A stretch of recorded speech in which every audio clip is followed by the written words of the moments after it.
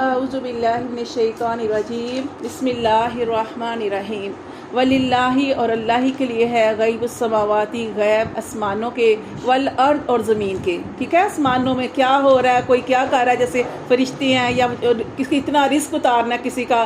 اللہ فرماتے ہیں والارض اور زمین میں کیا کچھ ہو رہا ہے, اس سب کا غیب کا علم اللہ تعالیٰ کو ہے. وما امر الساعۃ اور نہیں قیامت کا حکم الا مگر کلمح البصر جیسے کہ پلک کا چپکنا.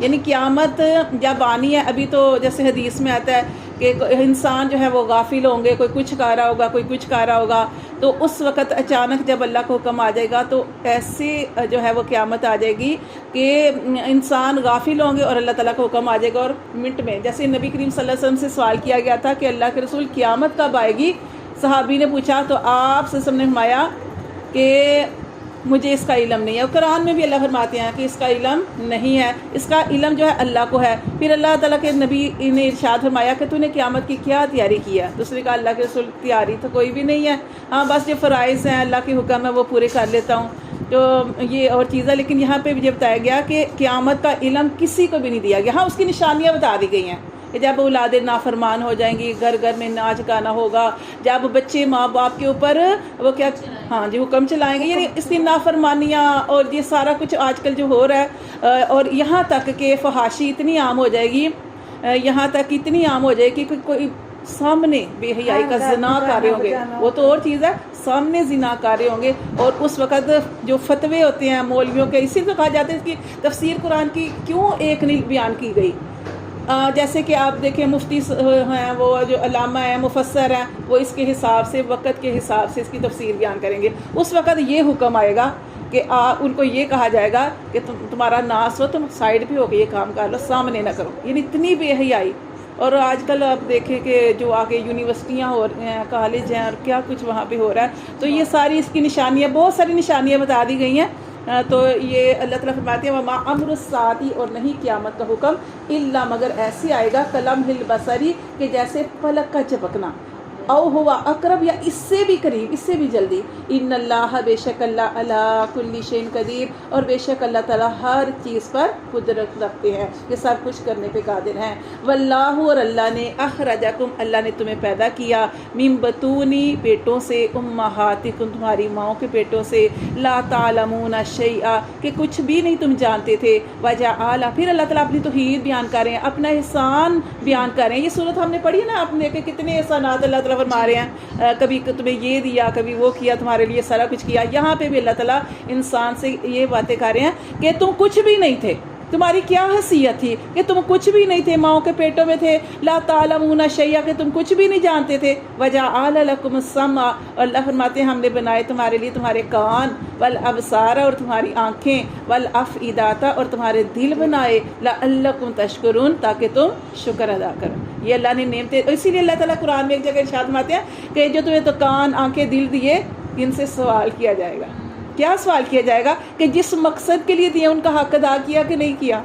حق بات سننا, حق بات بیان کرنا, حق بات دیکھنا. ٹھیک ہے, تو یہاں پہ اللہ فرماتے ہیں والافئدہ اور دل دیے اس لیے تاکہ تم شکر ادا کرو. علم یارو کیا نہیں وہ دیکھتے, الطیری طرف پرندوں کی, مسخرات کے کیسے وہ تابع ہیں حکم کے, فی جو السمائی آسمان کی فضاؤں میں. کون؟ اللہ تعالیٰ فرماتے ہیں ما یمسکوہن کون ان کو روکے ہوئے ہے, کون ان کو تھامے ہوئے ہے, الا اللہ مگر اللہ. پرندوں کا کیا مال ہے کہ اڑنا, یہ سارا کچھ کون کرتا ہے, پیچھے اللہ تعالیٰ کی ذات ہے. اللہ فرماتے ہیں ان بے شک فی ذالک اس میں لآیات البتہ نشانیاں ہیں, لقوم یؤمنون ایمان رکھنے والوں کے لیے. واللہ اور اللہ نے جعل لکم اللہ نے بنائے تمہارے لیے, من بیوتکم تمہارے گھر, سکنن کس لیے بنائے, دیکھیں سکون کے لیے. ہم نے جہاں بھی گھروں کا پڑھتے ہیں نا وہاں پہ اللہ تعالیٰ ساتھ فرماتے ہیں سکون کے لیے. گھر کیسی چیز ہوتی ہے, تاکہ گھر میں آرام کیا جائے, سکون اختیار کیا جائے. اللہ فرماتے ہیں ہم نے تمہارے لیے تمہیں گھر دیے سکون کے لیے. وجعل لکم من جلود الانعام اور ہم نے بنائے تمہارے لیے جلود الانعام جلدوں سے, کس کی, انعامی مویشیوں کی جلدوں سے, بیوتن بنائے گھر. کیا مطلب کون سے گھر, ایک تو ہوتا ہے یہ جو ہم اینٹوں وغیرہ سیمنٹ سے بناتے ہیں, ایک وہ گھر ہوتی ہے خیمے. ہاں تو اللہ تعالیٰ فرماتے ہیں کہ یہ کس سے بنتا ہے؟ مویشیوں سے. اللہ تعالیٰ فرماتے ہیں ان کی کالوں سے. بیوتن خیمے بناتے ہو. تستخفونہا کہ وہ تم ان کو ہلکا پھلکا جو ہے وہ سمجھتے ہو, ہلکے پھلکے ہوتے ہیں نا وہ خیمے. اللہ فرماتے ہیں یوم ذانکم جس دن تم سفر کرتے ہو, و یوم اقامتکم اور جس دن تم قیام کرتے ہو. جیسے وہ پہلے زمانے میں آپ دیکھیں جایا کرتے تھے تو اپنے ساتھ اپنے وہ خیمے جو تھے وہ ساتھ لے جایا کرتے تھے تاکہ کہیں بھی رہنا پڑ جائے تو وہاں پہ ہاں. تو اللہ فرماتے ہیں ومن اصوافہا. اصوافہا کیا ہوتا ہے؟ اون سے. کس کی اون؟ یہاں پہ بیڑ, ہاں بیڑوں کی اون سے. او اباریہا اور اللہ تعالیٰ فرماتے ہیں کہ او باریہا کا مطلب ہے کہ جو اونٹ ہے اس سے کیا بنتی ہے؟ کیا بنتی ہے؟ پشم. اس کی پشم سے. و اشعاریہا اور بکریوں کے بالوں سے. ٹھیک ہے. اساساً اللہ فرماتے ہیں تم سامان بناتے ہو. و متاعن اور تمہیں فائدہ ہے. الہین کب تک؟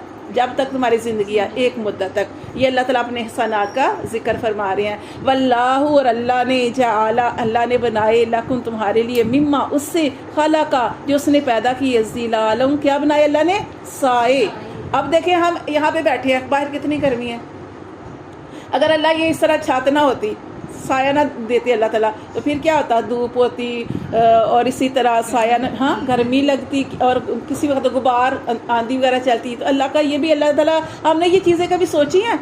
اللہ تعالیٰ اپنے احسان جو ہے وہ شمار کر رہے ہیں اور اللہ تعالیٰ فرما رہے ہیں کہ سوچو یہ سب کچھ کرنے والا کون ہے اور اللہ تعالیٰ نے کیوں بنایا. اللہ نے تمہارے اوپر تمہارے لیے ہر چیز تمہیں میسر کی اور تمہیں اپنی ذات کے لیے بنایا.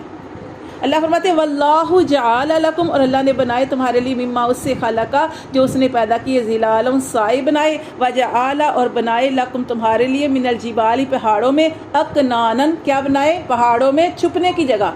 آپ دیکھیں ہاں غار پناہ گاہیں بنائی اور چھپنے کی جگہ سے مراد جیسے غزوے ہوا کرتے تھے تو پہاڑی کے پیچھے سے جو جا کے حملہ کیا جاتا تھا. اللہ فرماتے ہیں وجعل لکم سرابیلا اور اللہ نے بنائے تمہارے لیے کیا؟ سرابیلا کرتے.